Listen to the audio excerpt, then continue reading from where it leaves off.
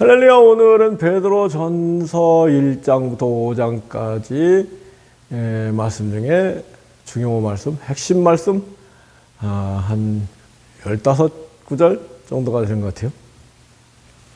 그야말로 다이아몬드와 같은 말씀 중심으로 은혜를 나누긴 합니다. 우선 그 베드로전서 1장 6절에 보면 우리가 신앙생활을 할 때 여러 가지 시험을 만난다. 그런데 그것을 기쁘게 여겨라. 우리 믿음의 시련이 불로 연단하여 없어질 금보다 귀하여 우리가 시험을 당하는데 그것이 우리 신앙인격을 금보다 더 귀한 신앙인격으로 연단해서 금보다 더 귀하게 되고 예수 그리스도에 나타나실 때 칭찬과 영광과 존귀를 얻게 합니다. 아멘이죠. 지상에는 금이 최고인가요? 다이아몬드가 최고인가요? 그런데 그거 다 소멸될 것이지만은 우리가 예수 그리스도를 위해서 받는 고난을 기쁘게 감당하면 그것이 우리 신앙인격을 금보다 더 귀하게 만들어서 예수님의 날에 칭찬과 영광과 존귀를 얻게 할 것이다. 아멘이죠. 정말 귀한 말씀입니다. 야고보서에도 내가 여러 가지 시험을 만나고 온전히 기쁘게 여기라. 그런 똑같은 말씀이 있는데 여하튼 우리 어려운 일 당할 때 낙심하고 기분 나빠하지 말고 기쁘게 여기고 기도하면서 하나님의 도우심을 구하고 아멘이죠. 하나님이 우리를 도우시면은 다 술술술술 풀린다고 할까요? 착착착착 풀린다고 할까요? 신앙생활을 하면 할수록 신통한 신앙, 하나님과 교통하는 신앙, 신통한 신앙 생활을 체험하게 되는데 이러한 신통한 신앙생활을 하게 되기 위해서는 주님 말씀을 귀하게 여기고 주님 말씀에 순종해야 된다고 생각합니다. 주님께서 산상설교 결론이 뭐예요? 이 교훈을 듣고 실행에 옮기는 사람은 그 집을 반석 위에 지은 지혜로운 사람 같으니 비가 내리고 바람이 불고 장수가 나도 무너지지 아니할 것이다. 그 반대로 실천하지 않는 사람은 그 집을 모래 위에 지은 어리석은 사람 같으니 비가 내리고 바람이 불고 장수가 날 때 다 무너진다 그러셨습니다. 꾸준히 주님 말씀을 사랑하고 실행에 옮기는 사람들 산상설 가운데 구하라 주실 것이요 찾으라 문을 두드리라 할 것이다 그러셨습니까? 기도하고 주님 말씀에 순종할 때 어떻게 된다고요? 우리가 이 세상 살아갈 때 비가 내리고 바람이 불고 창수가 나지 않는 인생은 없다. 근데 이제 주님 말씀에 신실하게 순종하는 사람들은 흔들리지 않는다. 굳건히 시련 환난을 극복하고 앞으로 전진하게 된다. 근데 순종하지 않으면은 무너져 버린다. 그런 경고 말씀이잖아요. 정말로 우리가 여러 가지 주님을 위해서 일을 하면서 시련을 당할 때 주님께서 함께 계시고 도와주신다. 이런 믿음과 함께 실제로 임마누엘을 성령이 함께 하시고 도와주시는 구체적이고 확실하고 생생한 체험을 이전에 많이 한 사람은 또 앞으로 어려운 일 당할 때 이번에도 도와주시겠지 생각하고 또 하나님께 가까이 나가서 기도하고 그러는 거니까요.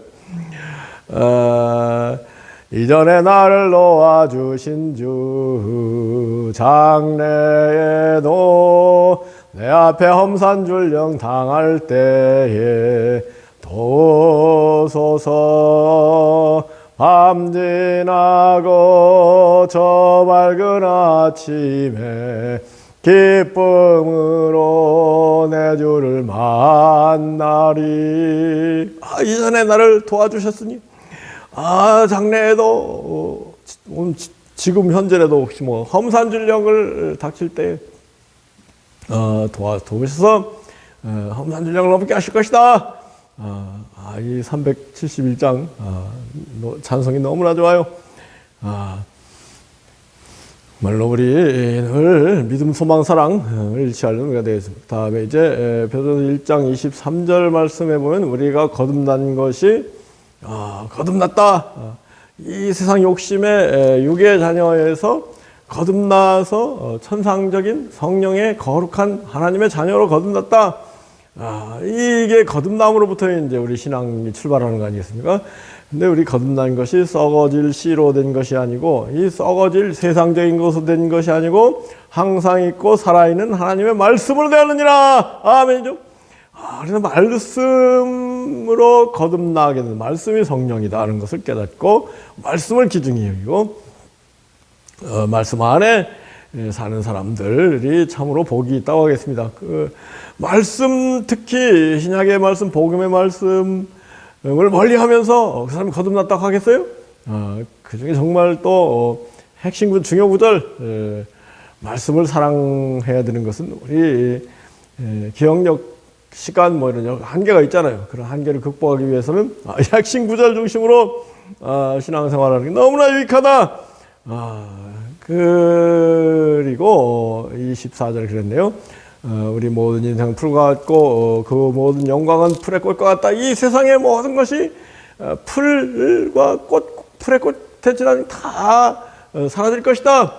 그러나 거듭난 사람들, 하나님 말씀의 사람들은 주님과 함께 세세무궁토록 영광을 누릴 것이다. 아멘이죠. 그 다음에 이제 2장은 9절 우리는 하나님의 택하신 족속이요 왕같은 제사장이요 거룩한 나라요 하나님의 친백성이니 이는 우리를 어두운 데서 불러내어 그의 기이한 빛, 천국의 빛, 칠태양의 찬란한 빛 가운데로 부르신 우리 주 예수 그리스도의 덕을 선전하게 하렵니다. 아멘이죠. 하나님의 사랑과 예수 그리스도의 덕이 아니면은 우리가 이런 축복을 누리겠습니까? 그러한 축복을 선전해야 됩니다.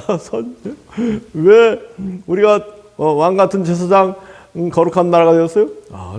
우리를 어두운 데서 불러내어, 이 세상 어둡잖아요. 기이한 빛, 완전한 빛, 천국의 빛 가운데로 부르시니 그 아름다운 덕을 선전하게 하라. 우리가 구원받은 이유가 복음을 전하기 위해서, 선교하고 전파하기 위해서 구원받았다는 걸 잊지 말면 안 됩니다. 우리 땅의 성도들 존재하는 이유는 뭐예요? 천국의 대사, 선교사가 되어서 천국 복음 진리, 예수 그리스도의 칠태양의 진리를 전하기 위해서 우리가 이 땅에 있다는 것을 잊지 말고, 그 사명감을 잃어버리면은 그건 이제 용도 폐기될 수 있다는 걸 경고, 스스로 경고하고, 용도 폐기되면 뭐예요? 죽는 거죠. 뭐 용도 폐기되지 않고, 내가 숨이 붙어 있는 한 우리 주 예수 그리스도의 아름다운 덕을 선교하고 전파해야 되겠다. 이런 거 각오와 결단, 실행이 있는 사람이 복이 있다고 했습니다. 그 다음에 이제 베드로전서 3장으로 넘어가서 10절에 생명을 사랑하고 좋은 날, 복된 날을 보기를 원하는 사람은 혀를 금하여 악한 말을 그치고 입술로 나쁜 악한 말을 하지 않고 악에서 떠나 선을 행하고 화평을 구하여 이를 조치라. 생명을 사랑하고 좋은 날 보기를 원하면은 혀를 금하여 악한 말을 그치고 이 입술을 제어하는 자가 복이 있다고 하지 않습니까? 기분 나쁠 때 막 악을 악으로 갚은 식으로 이 말을 하기 쉬운데, 그러지 말고 딱 꾹 참고 인내하고 오래 참고 기다리면 넘어가는 거예요. 그럴 때 이제 그 좋은 날이 오는 것이다. 아멘이죠. 주의 눈은 의인을 향하시고, 누가 의인이에요? 참는 사람, 악한 말을 함부로 하지 않는 사람을 향하시고 복을, 귀를 그 의인의 간구에 귀를 기울이시고 기도에 응답하여 주신다. 아멘이죠. 그 다음에 이제 이 베드로전서 3, 4장, 베드로전서 전반적으로, 전후서 전반적으로 참 신령한 성경인데요. 그 중에 그 죽은 자들에 관한 문제, 특히 복음을 듣지 못하고 예수 그리스도의 구원의 소식을 듣지 못하고 죽은 사람들의 운명에 관해서 아주 뭔가 소망의 말씀들이 베드로전서 3장 4장에 있거든. 3장 19절에 보면은 우리 주님께서 십자가에 달려서 죽으시고 그리고 무덤에 묻히셨다가 사흘 만에 부활하셨는데 그 기간 동안에 우리 주님께서 옥에 갇힌 영혼들에게 복음을 전파하러 가셨다. 베드로전서 3장 20절에는 그 영혼들은 노아 홍수 때 심판받은 사람들이다. 이렇게 특정하고 있는 것 같지만은 이걸 일반적으로 확장한다면은 복음을 듣지 못하고 옥에 갇혀 있는 영혼들에게 주님께서 복음을 전하러 가셨다. 그래서 그 사람들도 복음을 듣고 구원받을 기회를 주셨다. 그런 거 아니겠습니까? 그래서 우리 신앙생활을 하다 보면은 그 복음을 듣지 못하고 죽은 사람들은 다 지옥입니까? 이런 질문을 많이 받는데 이 베드로전서 3장 19절 또 이제 4장 6절에 가서 똑같은 비슷한 죽은 자들에게도 복음이 전파되었다.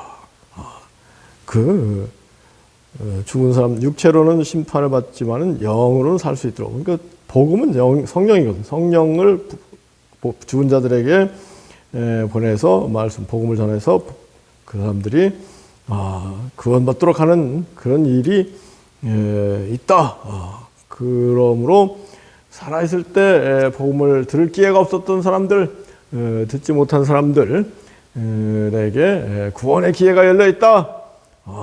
이런 베드로전서 3장 19절, 전서 4장 6절 잘 기억했다가 그렇게 질문하면은 이런 말씀이 있기 때문에 복음을 들을 기회가 없이 죽은 사람들에게도 구원의 문이 열려 있는 것이다. 우리 하나님은 사랑과 공평하신 하나님이시기 때문에 그런 준비가 다 돼 있는 거 아니겠는가, 이런 대답을 할 수 있어야 되는데요. 그래서 이 베드로전서 3장 15절에 보면은 이런저런 복음에 관한 여러 가지 질문을 세상 사람들이 할 수 있다. 우리가 참고 견디고 소망 가운데 사는 그 이유가 뭔가 질문을 나갈 때 그 질문에 대해서 잘 대답할 수 있도록 항상 예비하고 있어라 그랬거든요. 이 베드로전서 3장 15절 사람들이 이런저런 질문을 소망에 관한 이유, 천국 소망에 관한 이유를 복음에 관해서 질문하는 사람도 있을 것인데 대답할 것을 예비하라. 그리고 나서 이제 3장 19절에서 옥에 갇혀 있는 복음을 듣지 못하고 지옥에 내려서 4장 6절 죽은 자들에게 복음을 전파했다. 이런 말씀을 하는 이유가 맥락이 이해가 되지 않습니까? 저는 참 이런 말씀, 이 주경가들은 난꾸, 해석상의 난꾸다 그러는데, 우리 하나님의 사랑과 공의를 생각하면 얼마든지 이런 말씀이 이해될 수 있는 거 아닌가, 그런 말씀을 드립니다. 그 다음에 4장 11절 보면은, 우리 그리스도인들이 무슨 말을 하려면은 하나님의 말씀을 아는 것 같이 하고, 하나님이 우리에게 말씀을 주셔서 말씀하게 하신다. 아멘이죠. 하나님의 말씀을 한 것 같이 정말로 귀하고 복된 거룩한 말씀, 복음 진리를 얘기해야 되지 않겠느냐. 정말 귀한 말씀입니다. 그 다음에 무슨 일을 할 때 내 힘으로 하는 것 같이 하지 말고 하나님의 공급하는 힘으로 하는 것 같이 하라. 그래서 우리가 이런 귀한 말씀을 하는 것은 다 성령이 오셔서 귀한 말씀을 하게 하는 것입니다. 우리가 이런 귀한 일을 하는 것은 다 하나님이 힘을 공급하시기 때문에 하는 것입니다. 이렇게 고백을 하면서 한다면 예수 그리스도가 영광을 받을 수 있게 되지 않겠느냐. 그런 귀한 말씀입니다. 그 다음에 이 14절, 4장 14절, 우리가 그리스도의 이름으로 욕을 받을 때 이 교회 일, 뭐 전도 일 할 때 욕을 먹게 돼 있잖아요. 그런데 욕을 받으면 복 받은 자로다, 복 있는 자로다. 영광의 영, 하나님의 영이 너희 위에 계십니다. 아멘이죠. 정말 그래, 교회 일을 하는 사람들, 전도하는, 선교하는 사람들, 뭐라 그래서요? 너희가 그리스도 이름으로 욕을 받으면 복이 있다. 영광의 영, 하나님의 영이 너희 위에 계시다. 우리 영광의 영, 하나님의 영이 멀리 계시지 않다.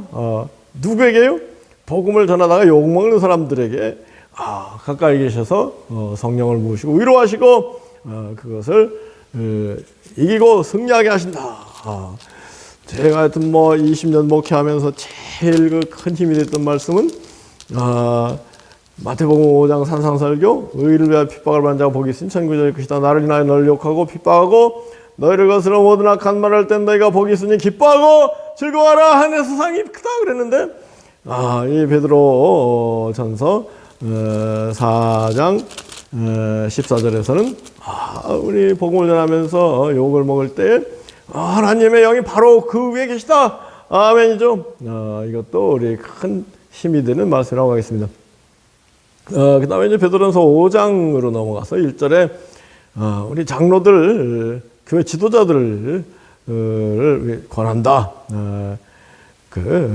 나도 교회 장로요, 고난의 증인이고 나타날 영광에 참여할 자로서 권하는데 양무리를 치되 우리 주님께서 요한복음 마지막 장이죠. 21장에서 양을 쳐라, 양을 먹여라, 그 어린 양을 먹여라, 그렇게. 그러니까 이제 목양이라고 하지 않습니까? 우리 지도자들은 양무리를 돌볼 때 그것을 부득이함으로 하지 말고 억지로 하지 말고 자원하는 심령으로 즐거운 뜻으로 하라. 부득이하게 한다고 나서 더러운 일을 위하여 하지 말라. 그러니까 월급 받을 생각으로 하지 말고 그 즐거운 뜻으로 천국의 상을 받을 소망 가운데 즐거운 뜻 아니겠습니까? 그러니까 부득이함으로 할 일 없으니까 신학을 해가지고 월급 받고 살아야 되겠다. 이래서는 안 된다. 부득이함으로 더러운 일을 위해서 하지 말고 하나님의 뜻을 자원함으로 하고 그리고 즐거운 뜻으로 하라. 그래서 이 말씀을 생각할 때 전문인 자비량 사역, 이게 정말 전문인이 돼가지고 이렇게 저렇게 막 사회적인 지위도 있고 사회적으로 급여도 받고 있는데 나는 복음 전하는 이 귀한 일을 하고 싶어요 하고 나서서 자비량으로 사역하는 사람들, 이런 사람들이 많이 일어나고 그런 사람들 중심으로 제2의 종교개혁이 일어나야 한다는 것이 요즘 여러 가지 어두운 기독교계 사정을 볼 때 그걸 좀 강력히 한번 펼치고 싶은 소망이 제 속에 막 불릴듯 한다고 할까요?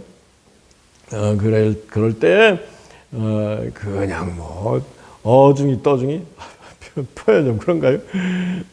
이렇게 물론 하여튼 누구든 복음을 위해서 떨치고 일어나서 복음을 위해서 사는 건 좋은데 너무 폐단이 크잖아요, 그죠? 무슨 말씀이냐면은 뭔가 조금 검증이 안 된 사람들이 막 일어나서 막 그 사람들을 미혹하고 그러면서 막 여러 가지 폐단이 생기고 넷플릭스에 나오는 정명석이니 아가동산이니 이재록이니 이게 다 그런 식으로 됐거든요. 정말 우리가 정신을 차리고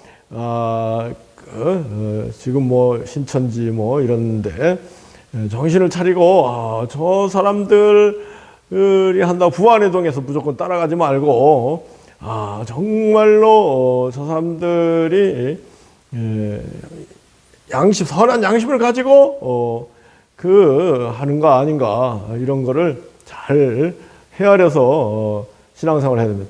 특히 시한부 종말론 뭐 어떻게 하면 뭐 종말이에요. 내가 종말에 뭐 열쇠를 가지고 있다. 뭐 종말에 관한 비밀을 알고 있다. 뭐 이런 사람들 이거 따라가면 안 됩니다. 정말로 종말에 관해서 성경에서는 심지어 주님께서 뭐라고 하셨어요? 그 종말의 때에 관해서는 아들도 모르고 천사들도 모르고 오직 아버지만 아시느니라고 하지 않았습니까? 근데 자기가 뭐 안다 뭐 이런 식으로 뭐 얘기하면서 계시록을 푼다 이런 사람들 따라가면은 10중 8구 아주 이단이다. 이런 거 미혹하는 사람들이 많이 일어나고 있는 게 또 문제인데 그것을 경계하고 이것을 극복하고 정말 신뢰받는 그런 교회 지도자들은 저는 그렇게 생각합니다. 할 일이 없어서 막 부득이 막 더러운 일을 위해서 나서는 그건 아주 안 좋다. 절대로 우리는 즐거운 뜻으로 자원한 마음으로 이렇게 양무리를 치되 부득이 할 일 없으니까 뭐 교회 일이나 하겠다 이래서 안 된다. 뭐라 그래서 자원하는 심정으로 부득이 하는 거에 반대는 자원하는 심정이죠. 내가 이런저런 그러니까 구비가 돼 있지만은 세상 건 아무것도 아닌 걸 깨닫고 복음 전하는 것이 최고의 일임을 깨닫고 자비량으로 제가요 20년 사역을 해보니까 이 복음 전하는 일처럼 기쁘고 즐거운 일이 없어요. 복된 일이 없어요. 그러면은 설교하면 돈 내면서 설교를 해야지 돈 받으면서 설교하는 거 이건 조금 양심불량이다. 그런 생각할 때가 많아요. 정말로 부득이함을 하지 말고 자원하는 즐거운 뜻으로 하고 즐거운 뜻이 뭐예요? 사도 바울이 내가 이 복음을 전할 때 값없이 자비량하며 전하는 이것이 나에게 천국의 큰 상이 될 것을 내가 믿고 소망하면서 내가 달려갈 길을 달려가고 선한 싸움을 싸우고 믿음을 지키니 나에게 의의 멸류관이 예비된 것을 내가 한다. 뭐 그렇게 소망 즐거운 뜻 뒤에는 그 잊어버리고 다 앞에는 잡으려 푯대량하여 위에서 부르신 부름의 상을 바라고 전진한다. 이렇게 돼야 되지 않겠습니까? 그리고 양무리에게 주장하는 자세를 취하지 말고 양무리의 본이 되라. 양무리에게 주장하는 자세를 취하지 말고 오직 양무리의 본이 되라. 이거 굉장히 중요한 말씀입니다.